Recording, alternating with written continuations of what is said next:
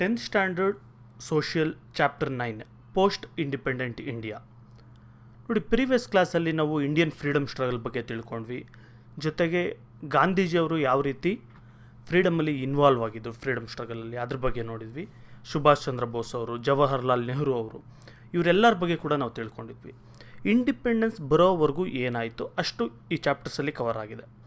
ಈಗ ಈ ಚಾಪ್ಟರಲ್ಲಿ ಇಂಡಿಪೆಂಡೆನ್ಸ್ ಬಂದ ನಂತರ ಏನೇನಾಯಿತು, ಇಮಿಡಿಯೇಟಾಗಿ ಒಂದು 5-10 ವರ್ಷದಲ್ಲಿ ಏನೇನಾಯಿತು ಅದ್ರ ಬಗ್ಗೆ ಈ ಚಾಪ್ಟರಲ್ಲಿ ತಿಳ್ಕೊಳ್ಳೋಣ.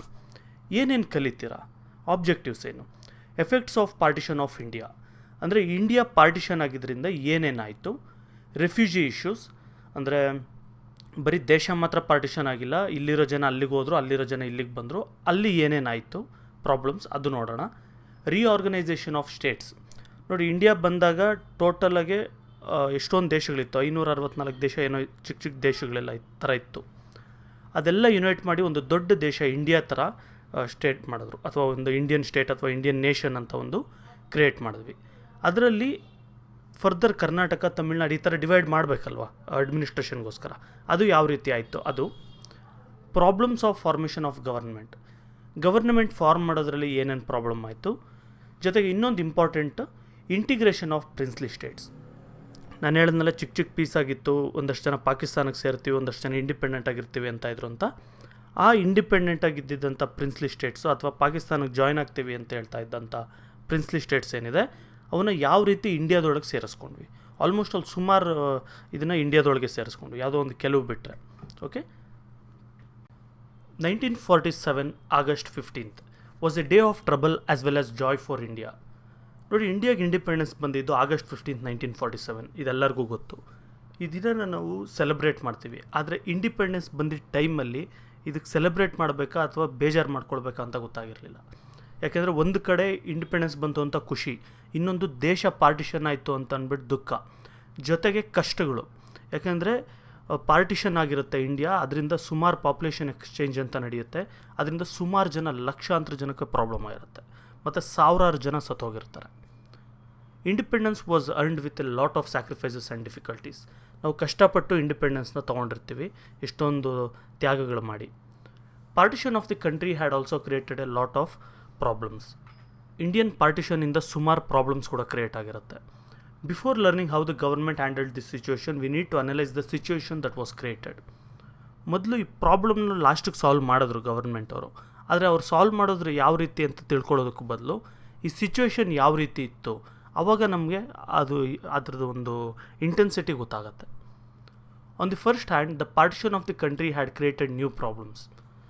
ನೋಡಿ, ಮೊದಲೇ ಪಾರ್ಟಿಷನ್ ಆಗಿರೋದ್ರಿಂದ ದೇಶದಲ್ಲಿ ಸುಮಾರು ಪ್ರಾಬ್ಲಮ್ಸ್ ಕ್ರಿಯೇಟ್ ಆಗೋಗಿರುತ್ತೆ. The country was burnt in communal fire. ನೋಡಿ, ಕಮ್ಯುನಲ್ ಫೈರ್ ಅಂದರೆ ಹಿಂದೂ ಮುಸ್ಲಿಂ ಗಲಾಟೆ, ಈ ಟೈಪ್. 1946ವರೆಗೂ ನೆಮ್ಮದಿಯಿಂದ ದೇಶ 1946ಅಲ್ಲಿ ಡೈರೆಕ್ಟ್ ಆ್ಯಕ್ಷನ್ ಡೇ ಇದೆಲ್ಲ ನಡೆದ ಮೇಲೆ ಹಿಂದೂ ಮುಸ್ಲಿಂ ಗಲಾಟೆಗಳು ಶುರುವಾಗೋಗುತ್ತೆ. ಇದು ಸರಿ ಇಂಡಿಯಾ ಪಾಕಿಸ್ತಾನ ಭಾಗ ಆದಮೇಲೆ, ಡಿವೈಡ್ ಆದಮೇಲೆ ನಿಂತೋಗುತ್ತೆ ಅಂತೇಳಿ ಇಂಡಿಯಾನ ಡಿವೈಡ್ ಮಾಡಿದಾಗೂ ಕೂಡ ಈ ಕಮ್ಯುನಲ್ ಫೈರ್ ನಿಂತೋಗಲ್ಲ, ಅದು ಹಾಗೆ ಕಂಟಿನ್ಯೂ ಆಗುತ್ತೆ. ಏನಕ್ಕೆ? Millions of people from both the countries try to choose their future in both the countries. ನೋಡಿ, ಎಷ್ಟೊಂದು ಜನ ಮುಸ್ಲಿಮ್ಸ್ ಇಂಡಿಯಾದಲ್ಲಿರ್ತಾರೆ, ಅದೇ ರೀತಿ ಎಷ್ಟೊಂದು ಜನ ಹಿಂದೂಸ್, ಕ್ರಿಶ್ಚಿಯನ್ಸ್ ಎಲ್ಲ ಕೂಡ ಪಾಕಿಸ್ತಾನಲ್ಲಿರ್ತಾರೆ. ಅವರು ಇಲ್ಲಿಗೆ ಬರಬೇಕು, ಇವರು ಅಲ್ಲಿಗೆ ಹೋಗಬೇಕು.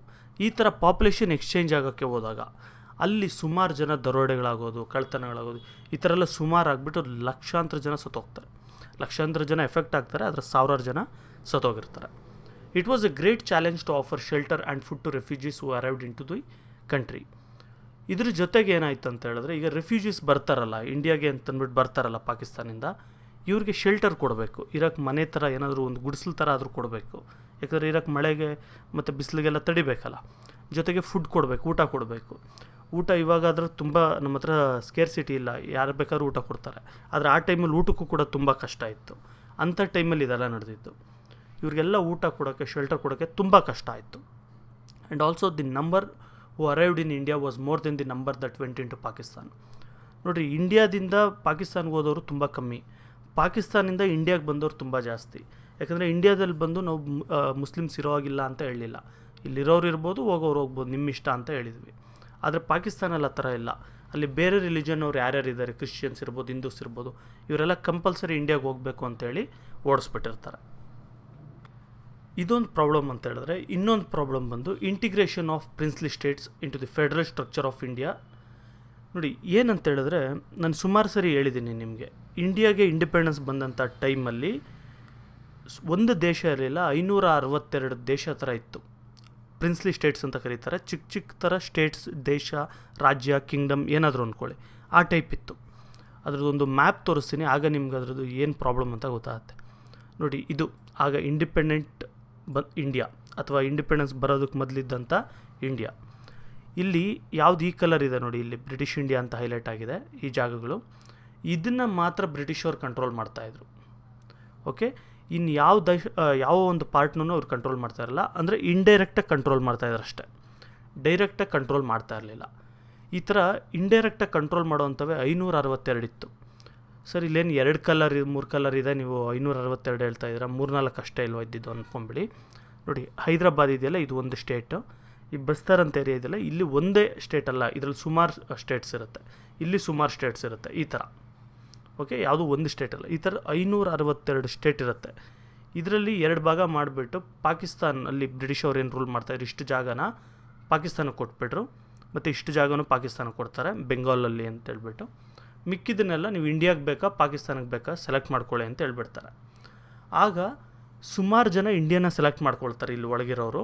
ಆದರೆ ಕೆಲವು ಜುನಾಗಢ್ ಇರ್ಬೋದು, ಹೈದರಾಬಾದ್ ಇರ್ಬೋದು, ಈ ಥರ ಕೆಲವು ಕ್ಲಾಶಸ್ ಆಗುತ್ತೆ. ಮತ್ತು ಜಮ್ಮು ಕಾಶ್ಮೀರ ಇರ್ಬೋದು, ಇಲ್ಲಿ ಸ್ವಲ್ಪ ಕ್ಲಾಶಸ್ ಆಗುತ್ತೆ. ಅವರು ನಾವು ಇಂಡಿಯಾಗೆ ಜಾಯ್ನ್ ಆಗೋಲ್ಲ, ನಾವು ಇಂಡಿಪೆಂಡೆಂಟ್ ಆಗಿರ್ತೀವಿ ಅಂತ ಹೇಳ್ತಾರೆ. ಅಂದರೆ ನಾವು ಸಪ್ರೇಟ್ ದೇಶ ಥರ ನಾವು ಇದು ಬಿಡ್ತೀವಿ ಅಂತ. ಆಗ ಇದೆಲ್ಲ ನಡೆಯುತ್ತೆ.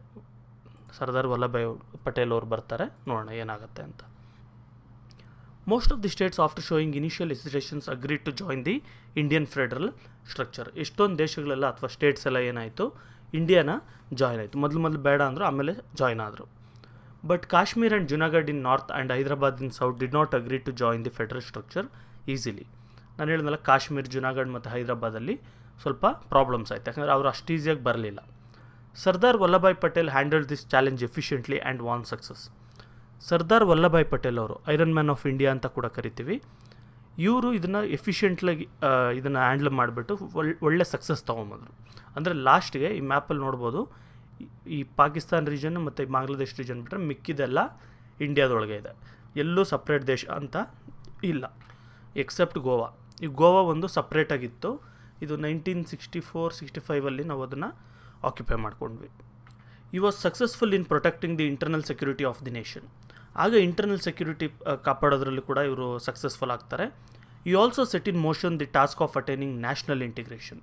ಮತ್ತು ಇಡೀ ದೇಶ ಇಂಟಿಗ್ರೇಟ್ ಆಗೋದಕ್ಕೆ, ಅಂದರೆ ಟೋಟಲ್ ಈ ಇಂಡಿಯಾ ಏನಿದೆ ಇದೆಲ್ಲ ಯುನೈಟ್ ಆಗೋದಕ್ಕೆ ಇವರೇ ಲೀಡರ್ಶಿಪ್ ವಹಿಸ್ಕೊಂಡಿದ್ರು. ನೋಡಿ, ಪಾರ್ಟಿಷನ್ ಆಗಿದ್ದರಿಂದ ಮೊದಲನೇದಾಗಿ ಕಮ್ಯುನಲ್ ರೈಟ್ಸ್ ಎಲ್ಲ ಆಗುತ್ತೆ. ಸೆಕೆಂಡ್ಲಿ ಬಂದು ಪ್ರಿನ್ಸ್ಲಿ ಸ್ಟೇಟ್ಸ್ದು ಪ್ರಾಬ್ಲಮ್ಸ್ ಕ್ರಿಯೇಟ್ ಆಗುತ್ತೆ, ಅಂದರೆ 562 ದೇಶಗಳು ಅದು ಹೇಳಿದ್ನಲ್ಲ ಅದು. ಮೂರನೇದು ಬಂದು ಎಕಾನಮಿ ಪ್ರಾಬ್ಲಮ್, ಅಂದರೆ ದುಡ್ಡು ಕಾಸು related. The partition had damage the economic system of India deeply. ನೋಡಿರಿ, ಆಲ್ರೆಡಿ ಬ್ರಿಟಿಷ್ ಅವರಿದ್ದಾಗೆ ಎಲ್ಲ ಲೂಟಿ ಹೊಡ್ಕೊಂಡು ಹೋಗ್ಬಿಟ್ಟು ಇಂಡಿಯಾದಲ್ಲಿ ಏನೂ ಇಲ್ಲ ಅನ್ನೋದು ಮಾಡಿಬಿಟ್ಟಿದ್ರು, ಎಕ್ಸೆಪ್ಟ್ ಫ್ಯೂ ಇಂಡಸ್ಟ್ರೀಸ್ ಅಲ್ಲಿ ಇಲ್ಲಿ, ಅದನ್ನು ಬಿಟ್ಟರೆ ಇನ್ನೇನು ಇಲ್ಲ ಅಂತ ಮಾಡಿಬಿಟ್ಟಿದ್ರು. ಅದ್ರ ಜೊತೆಗೆ ಈ ಒಂದು ಪಾರ್ಟಿಷನ್ ಕ್ರಿಯೇಟ್ ಆಗಿದ್ದರಿಂದ ಇನ್ನೂ ಹೊಡೆತ ಬೀಳ್ತು. There was a need to relook in to the commerce, industry and trade in order to provide better stability. ನೋಡಿರಿ, ಇಂಡಿಯಾ ಒಂದು ಸ್ಟೇಬಲ್ ದೇಶ ಆಗಬೇಕು ಅಂತ ಹೇಳಿದ್ರೆ ಇದರಲ್ಲಿ ನಾವು ಬಿಸ್ನೆಸ್ ಇರ್ಬೋದು, ಮತ್ತು ಇಂಡಸ್ಟ್ರೀಸ್ ಇರ್ಬೋದು, ವ್ಯಾಪಾರ ವಹಿವಾಟು ಇವೆಲ್ಲ ಕೂಡ ಬೆಳೆಸಬೇಕಿತ್ತು. ಇಲ್ಲಾಂದರೆ ನಮಗೆ ಇಂಡಿಯಾಗೆ ಸ್ಟೆಬಿಲಿಟಿ ಬರಲ್ಲ. Because the colonial power that had abused the resources of India for more than 2 centuries. ಏನಕ್ಕೆ ಈ ಥರ ಅಂದರೆ, ನಮ್ಮ ಹತ್ರ ಏನು ರಿಸೋರ್ಸಸ್ ಇರಲಿಲ್ಲ, ಎಲ್ಲ ಬ್ರಿಟಿಷ್ ಅವ್ರು ತೊಗೊಂಡೋಗ್ಬಿಟ್ಟಿದ್ರು. ದುಡ್ಡು ಕಾಸು ಏನಿರಲ್ಲ, ಒಂದು ಸ್ವಲ್ಪ ಮಾತ್ರ ಕೊಟ್ಟಿರ್ತಾರೆ ಅಷ್ಟೇ, ಅದನ್ನು ಬಿಟ್ಟರೆ ಇನ್ನೇನು ಕೊಡೋಲ್ಲ. Dadabhai Naoroji had discussed this issue more in his drain theory. ನಾನು ಡ್ರೈನ್ ಥಿಯರಿ ಅಂತ ಪ್ರೀವಿಯಸ್ ಚಾಪ್ಟರ್ಸಲ್ಲಿ ಹೇಳಿದ್ದೆ. ಆ ರೀತಿ ಆ ಡ್ರೈನ್ ಥಿಯರಿಯಲ್ಲಿ ಯಾವ ರೀತಿ ಇಂಡಿಯಾ ಒಂದು ರಿಸೋರ್ಸಸ್ನ ಯಾವ ರೀತಿ ಬ್ರಿಟಿಷ್ ಅವರು ಕೊಳ್ಳೆ ಹೊಡ್ಕೊಂಡು ಹೋದ್ರು ಅಂತ ದಾದಾಬಾಯ್ ನವರೋಜಿ ಅವರು ಡ್ರೈನ್ ಥಿಯರಿ ಮುಖಾಂತರ ಎಕ್ಸ್ಪ್ಲೇನ್ ಮಾಡಿರ್ತಾರೆ. ಇದು ಒಂದು ಪ್ರಾಬ್ಲಮ್. ಇನ್ನೂ ಒಂದು ದೊಡ್ಡ ಪ್ರಾಬ್ಲಮ್ ಯಾವುದಪ್ಪ ಇತ್ತು ಅಂದರೆ, India had a challenge of creating its own constitution. ನೋಡಿ, ಬ್ರಿಟಿಷ್ ಅವರು ಸಡನ್ನಾಗಿ ಇಂಡಿಯಾ ಬಿಟ್ಬಿಟ್ಟು ಹೊರಟೋಗಿರ್ತಾರೆ. ಇಲ್ಲಿ ರೂಲ್ಸು ಎಲ್ಲ ಏನಿರಲ್ಲ, law and order problem create ಆಗುತ್ತೆ. ಈಗ ಯಾರನ್ನಾದ್ರೂ ಒಬ್ಬರನ್ನ ಅರೆಸ್ಟ್ ಮಾಡೋದನ್ನು, ಯಾರನ್ನಾದ್ರೂ ಒಬ್ಬರನ್ನ ಜೈಲಿಗೆ ಹಾಕೋದನ್ನು, ಯಾವುದ್ರ ಪ್ರಕಾರ ಅವನ್ನ ಜೈಲಿಗೆ ಹಾಕಾಗುತ್ತೆ, ಎಷ್ಟು ವರ್ಷ ಅಂತ ಅವ್ನಿಗೆ ಜೈಲಿಗೆ ಹಾಕಾಗುತ್ತೆ.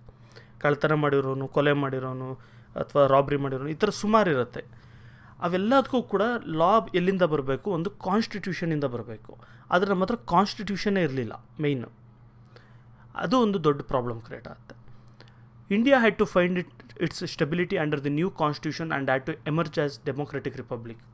ನಾವು ಏನೇ ಮಾಡಬೇಕು ಅಂದರೂ ಕಾನ್ಸ್ಟಿಟ್ಯೂಷನ್ ತುಂಬ ಇಂಪಾರ್ಟೆಂಟ್ ಆಗಿರುತ್ತೆ, ಇಲ್ಲಾಂದರೆ ಏನೂ ನಡ್ಸೋಕ್ಕಾಗಲ್ಲ. ಇದರಿಂದ under the chairmanship of doctor B.R. Ambedkar the constitutional drafting committee gave India A draft constitution.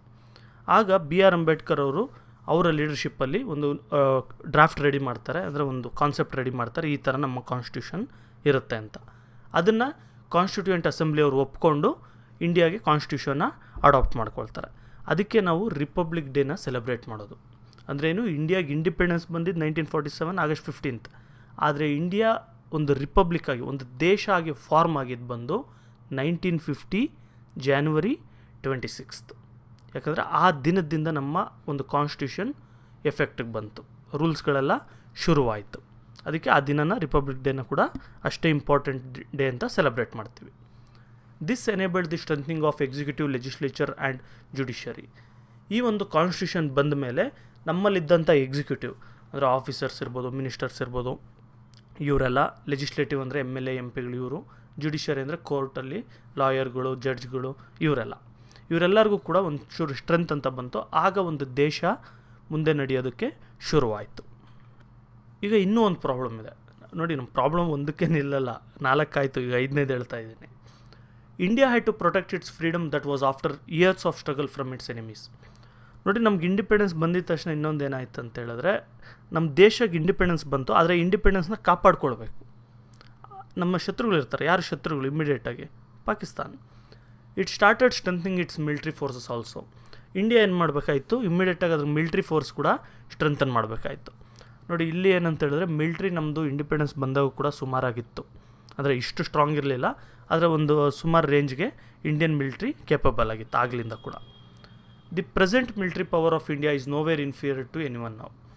ಅಂದರೆ ಇವಾಗ ತುಂಬ ಸ್ಟ್ರಾಂಗ್ ಆಗಿದ್ವಿ, ಆದರೆ ಆ ಟೈಮಲ್ಲಿ ಸ್ವಲ್ಪ ವೀಕ್ ಇದ್ದರೂ ಕೂಡ, ಅಂದರೆ ಪಾಕಿಸ್ತಾನವ್ರಿಗೆ, ಚೈನಾದವ್ರಿಗೆ ಈ ಟೈಪೆಲ್ಲ ವೀಕ್ ಇರಲಿಲ್ಲ. ನಮ್ಮದು ಇನ್ಸ್ಟಿಟ್ಯೂಷನಲೈಸ್ ಆಗಿತ್ತು military already. We need to look back in to the history to know about its beginning. ಇದೆಲ್ಲ ನಾವು ಇವರು ಸುಭಾಷ್ ಚಂದ್ರ ಬೋಸ್ ಅವರು INA ಎಲ್ಲ ಫಾರ್ಮ್ ಮಾಡ್ತಾರಲ್ಲ, ಅದೆಲ್ಲ ನೋಡ್ಕೊಂಡು ಬಂದರೆ ನಮ್ಗೆ ಗೊತ್ತಾಗುತ್ತೆ ಏನಕ್ಕೆ ಇಂಡಿಯನ್ ಆರ್ಮಿ ಆಗಲೂ ಕೂಡ ಎಫಿಷಿಯೆಂಟ್ ಆಗಿತ್ತು ಅಂತ. Next, since gender and caste based discrimination was natural to Indian society, there was a need to strengthen the social fabric for to establish social equality. ನೋಡಿ, ಇನ್ನೊಂದು ಏನು ಪ್ರಾಬ್ಲಮ್ ಇತ್ತು ಅಂತ ಹೇಳಿದ್ರೆ, ಇದೇನು ಆ ಟೈಮಲ್ಲಿ ಎಮರ್ಜೆನ್ಸಿಯಾಗಿ ಏನಿರಲಿಲ್ಲ, ಇದು ಇಂಪಾರ್ಟೆಂಟ್ ಪ್ರಾಬ್ಲಮ್ಮೇ. ಆದರೆ ಈ ಮೇಲೆ 5 ಸಾಲ್ವ್ ಮಾಡಿದ್ಮೇಲೆ ಇದನ್ನು ಕಾನ್ಸಂಟ್ರೇಟ್ ಮಾಡ್ಬೋದು. ಆ ಟೈಪ್ ಜೆಂಡರ್ ಮತ್ತು ಕ್ಯಾಸ್ಟ್ ಬೇಸ್ಡ್ ಡಿಸ್ಕ್ರಿಮಿನೇಷನ್ ಜಾಸ್ತಿ ಇತ್ತು. ಅಂದರೆ ನೀವು ಹೆಣ್ಮಕ್ಳು ನೀವು ಓದೋ ಆಗಿಲ್ಲ, ಗಂಡು ಹುಡುಗ ಇವ್ರ ಕೆಲಸಕ್ಕೆ ಹೋಗಲೇಬೇಕು, ಹೆಣ್ಮಕ್ಳು ನೀವು 18 ವರ್ಷ ಆಗಿದ ತಕ್ಷಣ ಮದುವೆ ಮಾಡಿ ಕಳಿಸ್ತೀವಿ, ಇಲ್ಲ ಆ ಕಾಲದಲ್ಲಿ ಇನ್ನೂ ಚಿಕ್ಕ ವಯಸ್ಸಲ್ಲೇ ಮದುವೆ ಮಾಡಿ ಕಳಿಸ್ಬಿಡೋರು, ಈ ಟೈಪೆಲ್ಲ ಇತ್ತು. ಮತ್ತು ಕ್ಯಾಸ್ಟ್ ಬೇಸ್ಡ್ ಡಿಸ್ಕ್ರಿಮಿನೇಷನಲ್ಲಿ ಅಂದರೆ, ನೀವು ಇಂಥ ಕ್ಯಾಸ್ಟಿಗೆ ಸೇರಿದ್ದೀರಾ, ನೀವು ಇಲ್ಲಿ ಕೆರೆಯಲ್ಲಿ ನೀರು ತೊಗೊಳೋಗಿಲ್ಲ, ನೀವು ಇಂಥ ಕ್ಯಾಸ್ಟಿಗೆ ಸೇರಿದ್ದೀರಾ, ನೀವು ಪೂಜೆ ಮಾಡೋ ಆಗಿಲ್ಲ, ನೀವು ಇಂಥ ಕ್ಯಾಸ್ಟವರು ನೀವು ಈ ಕೆಲಸ ಮಾಡೋಗಿಲ್ಲ, ಈ ಟೈಪೆಲ್ಲ ತುಂಬ ಡಿಸ್ಕ್ರಿಮಿನೇಷನ್ ಇತ್ತು ಆ ಟೈಮಲ್ಲಿ. There was a need to strengthen the social fabric for to establish social equality. ಈ ಒಂದು ದೇಶನ ಯುನೈಟ್ ಮಾಡಬೇಕು ಮತ್ತು ದೇಶನ ಡೆವಲಪ್ ಮಾಡಬೇಕು ಅಂತ ಹೇಳಿದ್ರೆ, ಈ ಇನ್ಇಕ್ವಾಲಿಟಿ ಎಲ್ಲ ಹೋಗಿಸ್ಬಿಡ್ಬೇಕು. ಎಲ್ಲರೂ ಈಕ್ವಲ್ ಅಂತ, ನಾನು ಇವನ್ನೆಲ್ಲ ಅಣ್ಣ ತಮ್ಮಂದರು ಅಂತ ಒಂದು ಫೀಲಿಂಗ್ ಬಂದ್ರೇ ನಮ್ಮ ದೇಶ ಅನ್ನೋದು ಬರೋದು, ಇಲ್ಲಾಂದರೆ ಬರಲ್ಲ. It also had to formulate new foreign policy and make arrangements for financial resources. ಇದ್ರ ಜೊತೆಗೆ ಫಾರಿನ್ ಪಾಲಿಸಿ ಏನಿದೆ ಅಂದರೆ, ಈಗ ಬೇರೆ ದೇಶದ ಜೊತೆ ಯಾವ ರೀತಿ ನಾವು ಪಾಲಿಸಿ ಮೇಂಟೈನ್ ಮಾಡ್ತೀವಿ, ಅದು ಇಂಡಿಯನ್ ಫಾರಿನ್ ಪಾಲಿಸಿ ಲೆಸನಲ್ಲಿ ಡೀಟೇಲಾಗಿ ಬರುತ್ತದು, ಅದ್ರ ಬಗ್ಗೆ. ಮತ್ತು ಫಿನಾನ್ಷಿಯಲ್ ರಿಸೋರ್ಸಸ್ ಯಾವ ರೀತಿ ತೊಗೊಳ್ತೀವಿ. ಓಕೆ, ಈಗ ಆರ್ಮಿಯವರು ಬೇಕು ಅಂತ ಅಂದ್ಬಿಟ್ಟು ಆರ್ಮಿಯವ್ರ ಕೆಲಸಕ್ಕೆ ತೊಗೊಳ್ತೀವಿ, ಟೀಚರ್ಸ್ ಬೇಕು ಅಂತ ಟೀಚರ್ಸ್ನ ಕೆಲಸಕ್ಕೆ ತೊಗೊಳ್ತೀವಿ, ಇನ್ನೊಬ್ರು ಬೇಕು ಆಫೀಸರ್ಸ್ ಅಂತ ಅವ್ರನ್ನ ಕೆಲಸಕ್ಕೆ ತೊಗೊಳ್ತೀವಿ. ಆದರೆ ಇವ್ರಿಗೆಲ್ಲ ಸ್ಯಾಲ್ರಿ ಕೊಡೋದಕ್ಕೆ ದುಡ್ಡು ಯಾವ ಥರ ಬರಬೇಕು, ಅದಕ್ಕೆಲ್ಲ ಟ್ಯಾಕ್ಸೇಷನ್ ಇರುತ್ತೆ. ಅದು ಟ್ಯಾಕ್ಸೇಷನ್ ಯಾವ ರೀತಿ ಮಾಡಬೇಕು ನೋಡಿದ್ರೆ, ಇಡೀ ದೇಶ ಎಲ್ಲ ಹಾಳು ಮಾಡೋಗಿದ್ದಾರೆ ಬ್ರಿಟಿಷವರು. ಯಾರ ಹತ್ರ ದುಡ್ಡಿದೆ ಅಂತ ಟ್ಯಾಕ್ಸ್ ಹಾಕಬೇಕು, ಈ ಟೈಪ್ ಆಗಿರುತ್ತೆ. India successfully faced all these challenges and emerged as the largest democratic country of the world. ಆದರೆ ಕೊನೆಗೆ ಇಂಡಿಯಾ ಈಗ ಇಂಡಿಪೆಂಡೆನ್ಸ್ ಬಂದು 70 ವರ್ಷ ಆದಮೇಲೆ ಈಗ ನೋಡ್ತಾ ಇದ್ದೀವಿ, ಈ ಎಲ್ಲ ಪ್ರಾಬ್ಲಮ್ಸ್ ಇದ್ದಿದ್ರೆ ಬೇರೆ ದೇಶಗಳಾಗಿದ್ದರೆ ಅಲ್ಲೇ ಡಿಸ್ಟ್ರಾಯ್ ಆಗೋಗಿರೋದು. ಆದರೆ ಇಂಡಿಯಾ ಆ ಥರ ಆಗಲಿಲ್ಲ. ಇವನ್ನೆಲ್ಲ ಸಾಧನೆ ಮಾಡ್ಕೊಂಡು ನಿಧಾನ ಆಗಿದೆ, ಆದರೆ ಸಾಧನೆ ಮಾಡ್ಕೊಂಡು ಬಂದು ಈಗ largest democratic country of the world ಆಗಿದೆ. ಅಂದರೆ ಡೆಮೊಕ್ರೆಟಿಕ್ ದೇಶಗಳಲ್ಲೇ ತುಂಬ ದೊಡ್ಡ ದೇಶ. ಜೊತೆಗೆ ಮಿಲಿಟ್ರಿಯಲ್ಲೂ ಒಂದು ಒಳ್ಳೆ ಪೊಸಿಷನಲ್ಲಿದ್ದೀವಿ, ಎಕಾನಮಿಯಲ್ಲೂ ಕೂಡ ಒಳ್ಳೆ ಪೊಸಿಷನಲ್ಲಿದ್ದೀವಿ. ಇದೆಲ್ಲ ಆಗಿದೆ.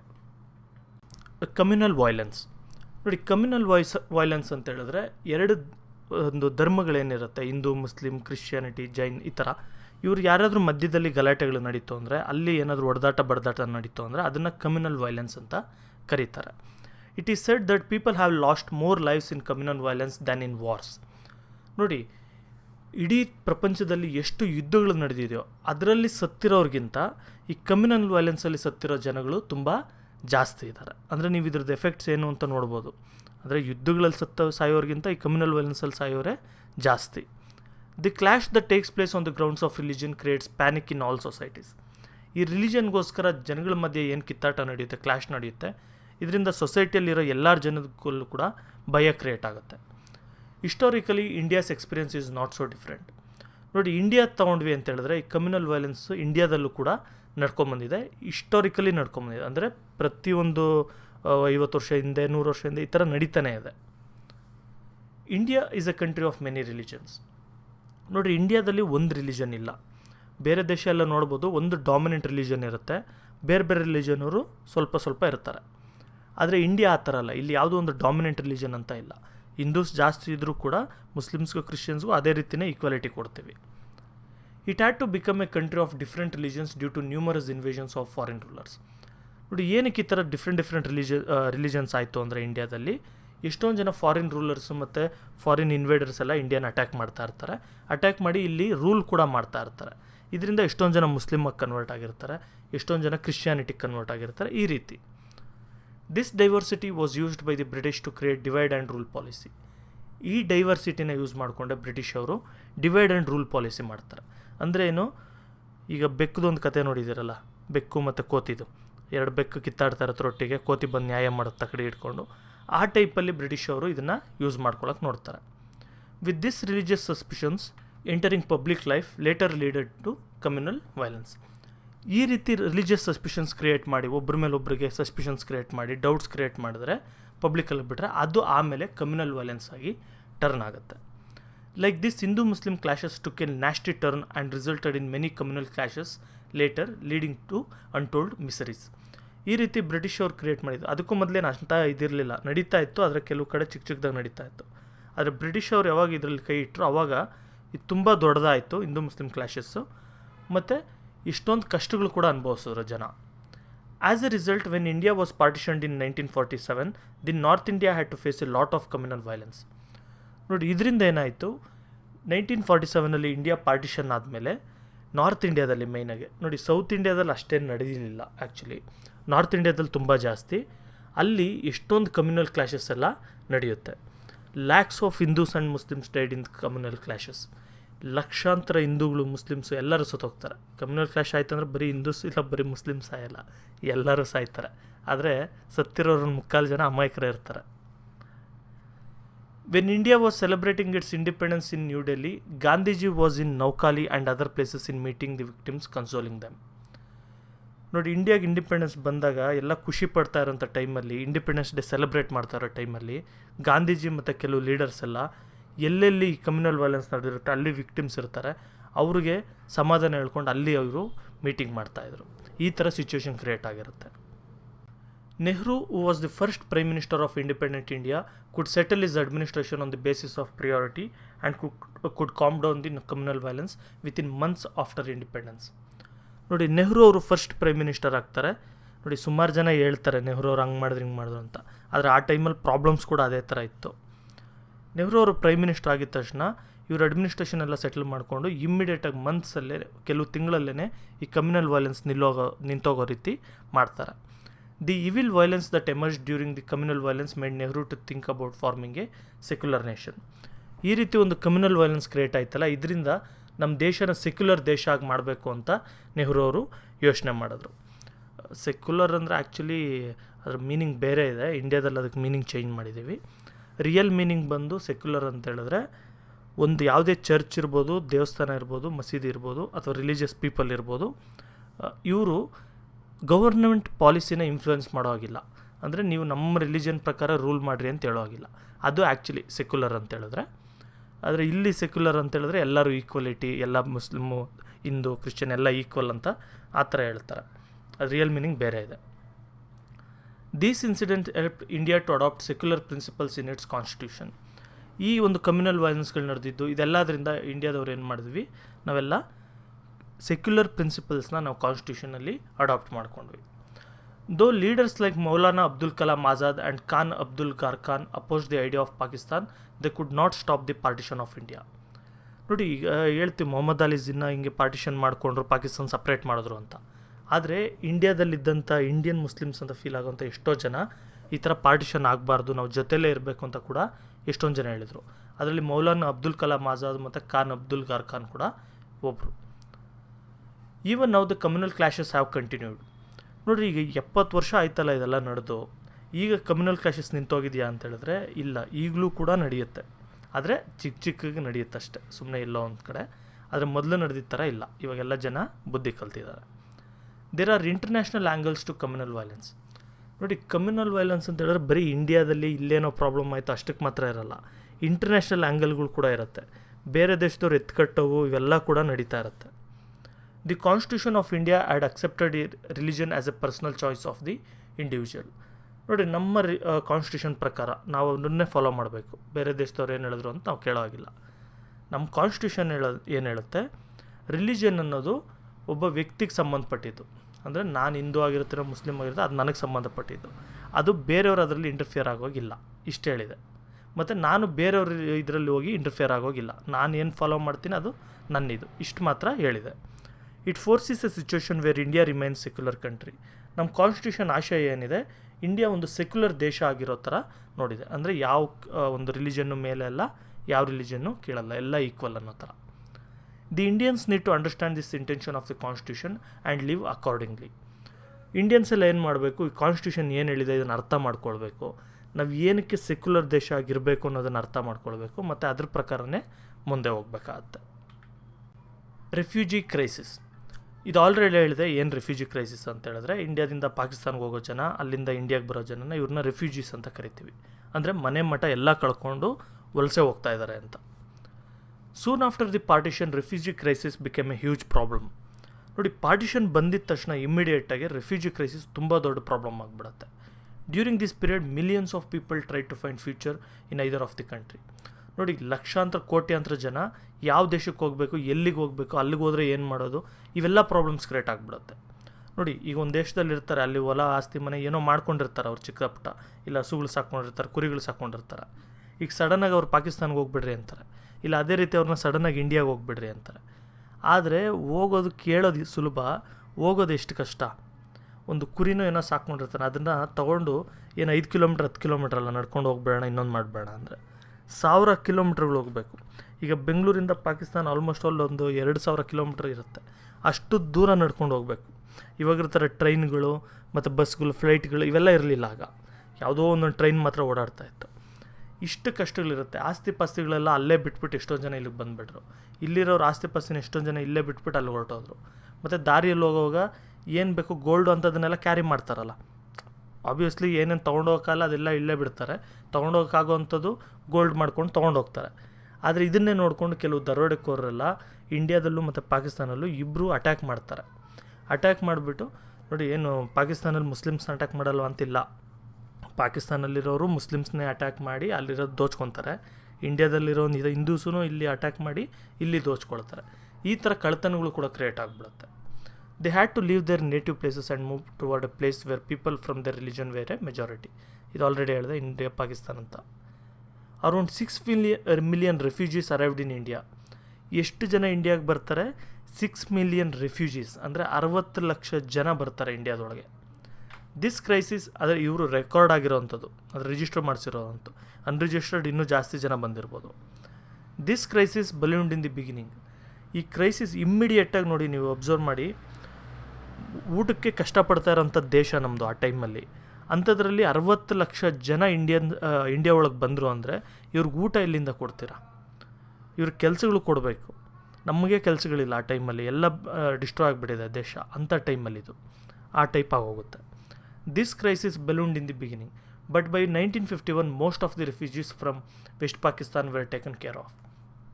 ನೋಡಿ, ಈ ರೀತಿ ತುಂಬ ದೊಡ್ಡದಾಗಿ ಆಗ್ಬಿಡುತ್ತೆ ಈ ಪ್ರಾಬ್ಲಮ್ ಎಲ್ಲ. ಆದರೆ 1951 ಅಷ್ಟರಲ್ಲಿ ವೆಸ್ಟ್ ಪಾಕಿಸ್ತಾನ ಅಥವಾ ಈಗ ಪ್ರೆಸೆಂಟ್ ಡೇ ಪಾಕಿಸ್ತಾನ ಏನಿದೆ, ಇಲ್ಲಿಂದ ಬಂದಂಥ ರೆಫ್ಯೂಜೀಸ್ನೆಲ್ಲ ಕೂಡ ನಾವೊಂದು ಸೆಟ್ರೇಟ್ ಮಾಡ್ತೀವಿ. ಒಂದು ಚಿಕ್ಕದಾಗಿ ಒಂದು ಗುಡಿಸ್ಲಾಕ್ ಕೊಡೋದು, ಮತ್ತು ಅವ್ರಿಗೆ ಊಟ ಕೊಡೋದು, ಒಂದು ಚೂರು ಜಾಗ ಕೊಡೋದು, ಈ ಟೈಪ್ ಮಾಡಿರ್ತೀವಿ. But the crisis of East Pakistan Bangladesh continued for A long time. ಆದರೆ ಈಸ್ಟ್ ಪಾಕಿಸ್ತಾನ ಅಥವಾ ಈಗ ಬಾಂಗ್ಲಾದೇಶ್ ಏನಿದೆ, ಇದು ಕೂಡ ಮೊದಲು ಪಾಕಿಸ್ತಾನ ಆಗಿತ್ತು, ಆಮೇಲೆ ಅವ್ರು ಡಿವೈಡ್ ಆಗಿ ಬಾಂಗ್ಲಾದೇಶ್ ಆಗಿದ್ದು. ಈ ಥರ ಇಲ್ಲಿದ್ದು ಪ್ರಾಬ್ಲಮ್ ಕ್ಲಿಯರೇ ಆಗಲಿಲ್ಲ. 1971ವರೆಗೂ ಕೂಡ ಈ ಪ್ರಾಬ್ಲಮ್ಸ್ ಇತ್ತು, ಮತ್ತು ಈಗಲೂ ಕೂಡ ಈ ಪ್ರಾಬ್ಲಮ್ಸ್ ಇದೆ. ಇವಾಗ ಕೂಡ ಎಷ್ಟೊಂದು ಜನ ರೆಫ್ಯೂಜೀಸ್ ಇಂಡಿಯಾದೊಳಗೆ ಬರ್ತಾನೆ ಇರ್ತಾರೆ. It was caught in severe communal violence soon after the partition. ಇಲ್ಲೂ ಕೂಡ ಕಮ್ಯುನಲ್ ವೈಲೆನ್ಸ್ ತುಂಬ ಜಾಸ್ತಿ ಆಗಿಬಿಡುತ್ತೆ ಬೆಂಗಾಲ್ ರೀಜನಲ್ಲಿ. As a result the refugees were arriving till 1971. ನೋಡಿ, ಇದರಿಂದ ಏನಾಯಿತು, ಬಾಂಗ್ಲಾದೇಶಿಂದ ಬರೋಂಥ ರೆಫ್ಯೂಜೀಸ್ 1971ವರೆಗೂ ಬರ್ತಾನೆ ಇದ್ರು ಇಂಡಿಯಾಗೆ. ನೋಡಿ, ಇದು ಏನಕ್ಕೆ ಬಾಂಗ್ಲಾದೇಶದ್ದು ಇಷ್ಟು ದೊಡ್ಡ ಪ್ರಾಬ್ಲಮ್ ಆಯ್ತು ಅಂತ ಹೇಳಿದ್ರೆ, ಒಂದು ಮ್ಯಾಪ್ ತೋರಿಸ್ತೀನಿ, ಆಗ ನಿಮ್ಗೆ ಅರ್ಥ ಆಗುತ್ತೆ. ನೋಡಿ, ನನಗೆ ಎಕ್ಸಾಕ್ಟ್ ಮ್ಯಾಪ್ ಸಿಗಲಿಲ್ಲ, ಇಲ್ಲೊಂದು ಸ್ವಲ್ಪ ಒಂದು ಪೋರ್ಷನ್ದು ಮ್ಯಾಪ್ ಸಿಕ್ಕಿದೆ, ಇದನ್ನೇ ನೋಡೋರಂತೆ. ನೋಡಿ, ಈಗ ಟೋಟಲಿ ಗ್ರೀನು ರೆಡ್ ಏನಿದೆ ಇದು ಬಾಂಗ್ಲಾದೇಶ್ ಮ್ಯಾಪ್ ಅಂತ ಅಂದ್ಕೊಳ್ಳಿ, ಮತ್ತು ಆರೆಂಜು ವೈಟ್ ಬ್ಲೂ ಈ ಥರ ಏನಿದೆ ಇದು ಇಂಡಿಯಾ ಮ್ಯಾಪ್ ಅಂದ್ಕೊಳ್ಳಿ. ನೋಡಿ, ಬಾಂಗ್ಲಾದೇಶಲ್ಲಿ ಕೆಲವು ಏರಿಯಾಸ್, ಎಲ್ಲ ಅಲ್ಲ, ಕೆಲವು ಏರಿಯಾಸ್ ಯಾವ ಥರ ಇದೆ ಅಂದರೆ, ನೋಡಿ ಇದೆಲ್ಲ ಬಾಂಗ್ಲಾದೇಶು, ಅದ್ರ ಮಧ್ಯದಲ್ಲಿ ಇದು ಇಂಡಿಯಾ. ಓಕೆ, ಮತ್ತು ಇಂಡಿಯಾದ್ರ ಮಧ್ಯ ಇಲ್ಲಿ ರೆಡ್ ಏನಿದೆ ಇದು ಬಾಂಗ್ಲಾದೇಶ್. ಓಕೆ, ಇದು ಬಾಂಗ್ಲಾದೇಶ್, ಇದು ಬಾಂಗ್ಲಾದೇಶ್, ಇದು ಬಾಂಗ್ಲಾದೇಶ್. ಮತ್ತು ಇಲ್ಲಿ ಸ್ಯಾಫ್ರನ್ ಏನಿದೆ ಇದೆಲ್ಲ ಕೂಡ ಇಂಡಿಯಾ. ಮತ್ತು ಇಲ್ಲಿ ಇಂಡಿಯಾ, ಇದು ಇಂಡಿಯಾ, ಇದು ಇಂಡಿಯಾ, ಇದು ಇಂಡಿಯಾ. ಅದೇ ರೀತಿ ಇಂಡಿಯಾದ ಒಳಗಡೆ ಬಂದು ನೋಡಿ ಇದು ಬಾಂಗ್ಲಾದೇಶ್, ಇದು ಬಾಂಗ್ಲಾದೇಶ್, ಈ ಟೈಪ್. ಈ ಥರ ಎಲ್ಲ ತುಂಬ ಕ್ಲಮ್ಸಿ ಆಗೋಗಿರುತ್ತೆ. ಇದರಿಂದ 1971ವರೆಗೂ ಕೂಡ ಬರ್ತಾನೆ ಇರ್ತಾರೆ ರೆಫ್ಯೂಜೀಸ್ ಎಲ್ಲ. ಮತ್ತು ಇದು ಇವಾಗೂ ಕೂಡ ಸಾಲ್ವ್ ಆಗಿಲ್ಲ. ರೀಸೆಂಟಾಗಿ ಒಂದು 5 ವರ್ಷದಿಂದ ಏನೋ ಅಗ್ರಿಮೆಂಟ್ ಮಾಡ್ಕೊಂಡ್ವಿ, ಜಾಗ ಎಕ್ಸ್ಚೇಂಜ್ ಮಾಡ್ಕೊಳ್ಳೋ ಥರ. ಅವಾಗ ಒಂದು ಸ್ವಲ್ಪ ಸಿಚುವೇಶನ್ ಕ್ಲಿಯರ್ ಆಗಿದೆ. ಆದರೆ ಈಗಲೂ ಕೂಡ ಸುಮಾರು ಈ ಥರನೇ ಪ್ರಾಬ್ಲಮ್ ಇದೆ. ದಿ ಬೆಂಗಾಲ್ ವಿಮೋಚನಾ movement which was supported by India could finally liberate the Bangladesh. ನೋಡಿ, ನಾನು ಪಾರ್ಟಿಷನ್ ಅಂತ ಹೇಳಿದೆ, ಈಸ್ಟ್ ಪಾಕಿಸ್ತಾನ ವೆಸ್ಟ್ ಪಾಕಿಸ್ತಾನ ಆಯಿತು ಅಂತ. ಅಲ್ಲಿ ಅವರಿಬ್ಬರ ಮಧ್ಯೆ ಕೂಡ ಜಗಳ ಆಗುತ್ತೆ, ಅಂದರೆ ಪಾಕಿಸ್ತಾನ ಬಾಂಗ್ಲಾದೇಶ್ ಮಧ್ಯೆ ಕೂಡ ಜಗಳ ಆಗುತ್ತೆ. ಆವಾಗ ಇಂಡಿಯಾದವರು ಇನ್ವಾಲ್ವ್ ಆಗಿ ಬೆಂಗಾಲಲ್ಲಿ ವಿಮೋಚನಾ ಮೂವ್ಮೆಂಟ್ ಅಂತ ಒಂದು ಕ್ರಿಯೇಟ್ ಆಗುತ್ತೆ. ಅಂದರೆ ಪಾಕಿಸ್ತಾನಿಂದ ನಾವು ವಿಮುಕ್ತಿ ತೊಗೊಳ್ತಾ ಇದ್ದೀವಿ ಅಂತ, ಅದಕ್ಕೆ ಇಂಡಿಯಾದವ್ರು ಸಪೋರ್ಟ್ ಮಾಡ್ತಾರೆ. ಆಗ ಈ ರೆಫ್ಯೂಜಿ ಪ್ರಾಬ್ಲಮ್ ಏನಿತ್ತು, ಈ ಕ್ರೈಸಿಸ್ ಏನಿತ್ತು, ಇದಕ್ಕೆ ಒಂದು ಲೆವೆಲ್ ಸೊಲ್ಯೂಷನ್ನು ಸಿಗುತ್ತೆ. The war resulted in arrival of 6 lakh refugees to India. ಈ ವಾರ್ ಏನು ನಡೆಯುತ್ತೆ ವಿಮೋಚನಾ ದಿವಸ, ಆ ಟೈಮಲ್ಲಿ 10 ಲಕ್ಷ ಜನ ರೆಫ್ಯೂಜೀಸ್ ಬರ್ತಾರೆ ಇಂಡಿಯಾದಲ್ಲಿ. They were helped by the government of India, governments of Tripura, Meghalaya and Assam to resettle them and find new hope of life in India. ಇವ್ರನ್ನೆಲ್ಲ ಏನು ಮಾಡಿದ್ರು, ಇಂಡಿಯನ್ ಗೌರ್ಮೆಂಟ್ ಅವರು ಮತ್ತು ಎಷ್ಟೊಂದು ಸ್ಟೇಟ್ ಗೌರ್ಮೆಂಟ್ಸ್ ಅವರೆಲ್ಲ ಇಲ್ಲಿ ಇರೋಕ್ಕೆ ಅವ್ರಿಗೆ ಜಾಗ ಕೊಟ್ಟು ಕೆಲಸ ಕೊಟ್ಟೆಲ್ಲ ಮಾಡ್ತಾರೆ. Since most of the refugees from Bangladesh new Bengali, they attempted to settle in Bengal more. ನೋಡಿ, ಜಾಸ್ತಿ ಜನ ಬಾಂಗ್ಲಾದೇಶ್ ಅವ್ರಿಗೆ ಬೆಂಗಾಲಿ ಲ್ಯಾಂಗ್ವೇಜ್ ಈಸಿಯಾಗಿ ಗೊತ್ತಿದ್ದರಿಂದ ಅವರೆಲ್ಲ ಬೆಂಗಾಲಲ್ಲಿ ಸೆಟ್ಲ್ ಆಗ್ತಾರೆ. As a result there was a huge stress on West Bengal. ಇದರಿಂದ ಏನಾಯಿತು, ಎಲ್ಲ ಹೋಗಿ ವೆಸ್ಟ್ ಬೆಂಗಾಲಲ್ಲೇ ಸೆಟ್ಲ್ ಆಗಿದ್ದರಿಂದ ಅಲ್ಲಿ ತುಂಬ ದೊಡ್ಡ ಪ್ರಾಬ್ಲಮ್ ಕ್ರಿಯೇಟ್ ಆಗುತ್ತೆ. ನೋಡಿ, 10 ಲಕ್ಷ ಜನ ಬಂದವರು ಎಲ್ಲ ಸ್ಟೇಟಲ್ಲೂ 1 ಲಕ್ಷ ಜನ, 55,000 ಜನ ಹೋದರೆ ಯಾರಿಗೂ ಏನು ಪ್ರಾಬ್ಲಮ್ ಆಗಲ್ಲ. ಆದರೆ ಒಂದೇ ಸ್ಟೇಟಲ್ಲೇ 10 ಲಕ್ಷ ಜನನ ಸೇರ್ಕೊಂಡ್ಬಿಟ್ರು, ಇಲ್ಲ 8 ಲಕ್ಷ 9 ಲಕ್ಷ ಜನ ಸೇರಿದ್ರೆ ತುಂಬ ದೊಡ್ಡ ಪ್ರಾಬ್ಲಮ್ ಆಗುತ್ತೆ. More over during 1960s and 70s India it self faced economic crisis.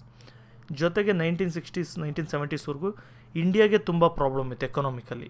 ನಾನು ಹೇಳ್ತಾ ಇರ್ತೀನಲ್ಲ, ಇಂಡಿಯಾ ತುಂಬ ಎಕನಾಮಿಕಲಿ ವೀಕ್ ಇತ್ತು ಆ ಟೈಮಲ್ಲಿ ಅಂತ. Major famines destroyed our financial security. ಆ ಟೈಮಲ್ಲಿ ಎಷ್ಟೊಂದು ಬರಗಾಲಗಳು ಬಂದುಬಿಡುತ್ತೆ, ಫ್ಯಾಮಿನ್ಸ್ ಬಂದುಬಿಟ್ಟಿರುತ್ತೆ. Still India did not leave its humanitarian concern and try to provide better refugee facilities for them. ಆದರೂ ಕೂಡ ಇಷ್ಟೆಲ್ಲ ಪ್ರಾಬ್ಲಮ್ಸ್ ಇದ್ದರೂ ಕೂಡ ಇಂಡಿಯಾದವರು ಅವ್ರನ್ನ ನೀವು ಹೋಗ್ಬಿಡ್ರಿ ವಾಪಸ್ ಅಂತ ಹೇಳಲಿಲ್ಲ. ನಾವು ಅವ್ರಿಗೆ ಜಾಗ ಕೊಟ್ವಿ, ಊಟ ಕೊಟ್ವಿ, ಇರೋಕ್ಕೆ ಅವಕಾಶ ಮಾಡಿಕೊಟ್ವಿ.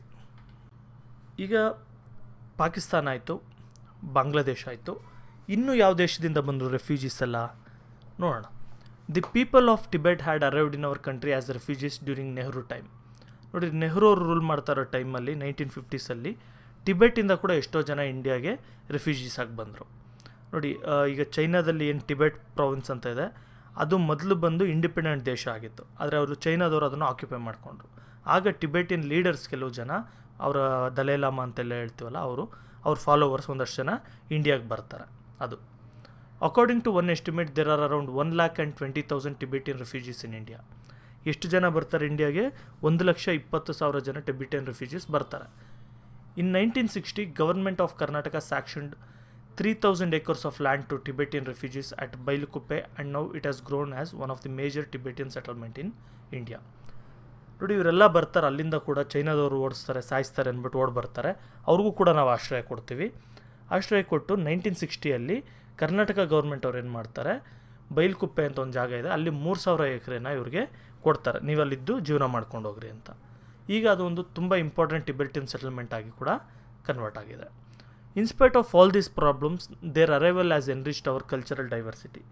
ನೋಡಿ, ಎಲ್ಲ ಪ್ರಾಬ್ಲಮ್ ಇದ್ದರೂ ಕೂಡ ಅವ್ರು ಬೇರೆ ಸ್ಟೇಟ್ಗಳಿಂದ ಬಂದರು, ಬೇರೆ ದೇಶಗಳಿಂದ ಬಂದರೂ ಕೂಡ ನಮ್ಮಲ್ಲಿ ಬಂದಾಗ ನಮ್ಮಲ್ಲಿ ಕಲ್ಚರ್ ಅದೇ ರೀತಿ ಒಂಚೂರು ಡೆವಲಪ್ ಆಗೋದಕ್ಕೆ ಅವರು ಅವಕಾಶ ಮಾಡಿಕೊಟ್ಟಿದ್ದಾರೆ.